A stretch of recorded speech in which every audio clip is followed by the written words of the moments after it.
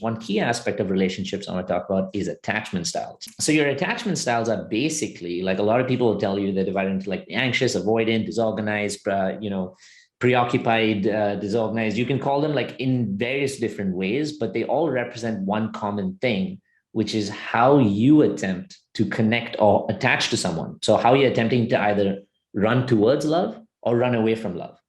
And this is based on your conditioning. So why I'm bringing up attachment styles is because your attachment styles are actually what I call a coping mechanism. So a mechanism that helps you cope with the wound that you have. Now, this coping mechanism is not something that your healed version or your healed self would have. Would all of you agree? If you were feeling completely loved, safe, and secure, would you even need to run away from love, or would you need to like hold on to it so tight anxiously, or would you be confused by it? No, you'd feel grounded, right? So then you can see that it's basically a wounded mechanism. So it's when you're not feeling healed. So that's what a coping mechanism is. It's a mechanism that helps you cope with a wound that you have. So if it's a wounded mechanism, remember what we talked about. The inner child tends to act from a place of purity, a place of like innocence, love, connection, etc. So if it's a wounded space, then who's really doing this? The ego. So your attachment style is really a coping mechanism of your ego. It's your ego's way of being able to tell you, hey, David, or hey, Kat, or Shana, or Janine, this is the best way that I think you can get love based on the environment that you are in. So based on the scenario that you were in as a child and you developed, say, for example, if you had an emotionally avoidant parent, right? Like a parent just wasn't available for you. Now you still really want that love because as a child, you want and deserve it. So you go once, you ask for it. You go twice, you ask for it, and they're just not able to give it to you. Now, one of two things happens. Either at that point, your ego says, you know what, fuck this. I'm going to go and like fight for it. I'm going to grab onto them. I'm going to hold on to them because I need that love and I'm going to make sure that happens. Thus, you start creating the anxious avoidant. Or in the same token, you could come from another space where you're like, oh my God, this is like too much. It's too scary. I can't keep asking for love because I'm going to keep getting rejected. You know what? I'm just going to go to my room, obsess with my toys, do my own thing, not really focus on like asking for love because it's too scary. I'm going to be turned down again. That leads to the avoidant. But both of those things come from what we're calling the ego. The principle and why I'm teaching you that is because if you can understand your attachment, you can understand more of why you do what you do. You can understand your ego, which then takes you a step back to you can understand your wound. Now, I run a program called The Gauntlet, which is a very intense, like 8-week program of reparenting and inner child work. And the number one question I get asked is, okay, this is my attachment style. Yeah, it's how can I heal this one specifically? Or how can I heal that one specifically? All of them come down to the same thing, which is healing the core wound. That's basically what it is. Which is why some of you may say at some point, you're like, oh, I switched from this attachment to the other attachment. That's what we tend to call the flippening, because at the end of the day, the ego wants to avoid security. If you are completely safe, would you need a bodyguard? So the ego is like, well, I want to make sure then that you're not completely safe so that you can use me. Mm-hmm. So that's why a lot of the time when, you take what Imani brought up in the last session, where she talked about all the different archetypes, they all act in a way that allows them to perpetuate the wound, right from the martyr, right to the savior, right to the controller, to the perfectionist, every one of them. They act in a way that can continue and perpetuate their wound. Because by doing that, the ego gets bigger, the ego gets stronger, and the ego is like, yeah, now I'm used more and more and more.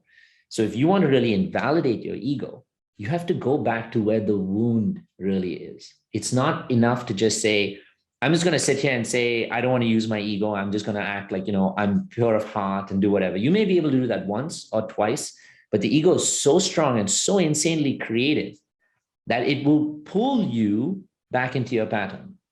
Take, for example, I was teaching this, an attachment class on the Gauntlet yesterday. I was telling them about the flippening. So remember what I said, can you exhibit both? There's various circumstances under which you can. Being a disorganized is one predominant way, but there's something cool called the flippening. And this is what I want to tell you how crazily creative the ego is.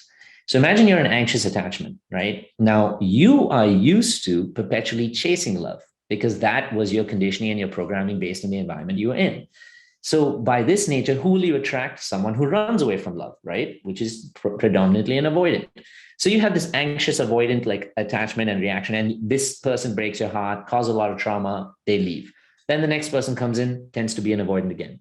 Now, what happens along the way is there may be a moment where you're actually feeling more secure, or you're growing within yourself, you're feeling stronger, or where you're prioritizing inner work, any one of those things. And what happens is you may actually invite or attract someone who's a little more secure. So now what does this dynamic look like? You as an anxious person are used to chasing love all the time, right?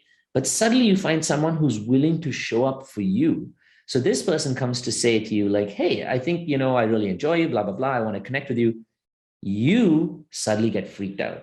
And you're like, whoa, whoa, whoa, whoa, whoa. That's a lot of love there, buddy. Like, what's going on over here? Because you're so not used to it. You're so used to chasing the love that when someone who's actually possibly secure comes in and gives it to you, I'm telling you, Imani, we've all been there. It's so insane. When I started studying the ego, I was like, wow, it can do this. So let me tell you what it does.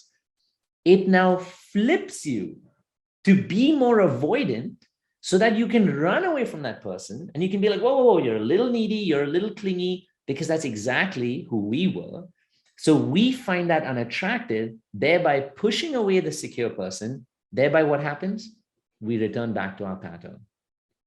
That's how fucking creative the ego can be, that it can manipulate you into moving into a place from one pattern to another pattern as long as you avoid security. Because at this point, you go back to insecurity, then you continue your pattern. So, and the same thing happens on the avoidant end. I was telling a story of how I had a friend actually who was in the space of inner work, and the same thing happened to him. And you suddenly start seeing the other person, like, when it's not your pattern, you suddenly get so unattracted to like a secure person who's coming. You're like, oh God, what is this? Which is why on another end, as you do your healing, the things you find attractive in your life start to evolve. As your healing and your love start to evolve, what you find attractive in people starts to evolve. So back to the ego, right? Now, another thing is as you evolve, your ego also evolves. The creativity and the intelligence of the ego also evolves, which is why inner work is meant to be a continuous process, much like eating, right? Your cells live and then they die, and then they live and then they die. Some live longer, some live shorter. But eating you don't like say to yourself, okay, you know what? Today's Saturday. I'm going to eat from now till like next December so that I don't have to eat ever again. You don't. It's a continuous process. Your body needs it. That's exactly what your inner work needs in your space as well. So coming back to the attachment style. So then now we're talking about, okay, the ego protects me, creates this attachment style, but what is it protecting me from? It's protecting you from that wound of when you were a child, which is predominantly either abandonment, rejection, or invalidation. You can take any wound in the world. Like each one of you will have your wounds show up differently because of your cultural conditioning, your societal conditioning, parental conditioning, but it's all tracked back to one thing for the growing child is, do I feel abandoned? Do I feel rejected? Or do I feel invalidated? That shows up differently based on your egos. So your ego can choose to say, based on my environment, I'm going to create this path of avoidancy. I'm going to create this path of like, the anxious attachment or of the disorganized. If you like this video, click below to like, to share, to subscribe, to do all of those things, and follow this page, because we have so many more videos with this kind of magic, so to speak, inner work magic coming out. But make sure you like, follow, and subscribe. And more importantly, if you found value in this, share this with all your friends. Much love to you.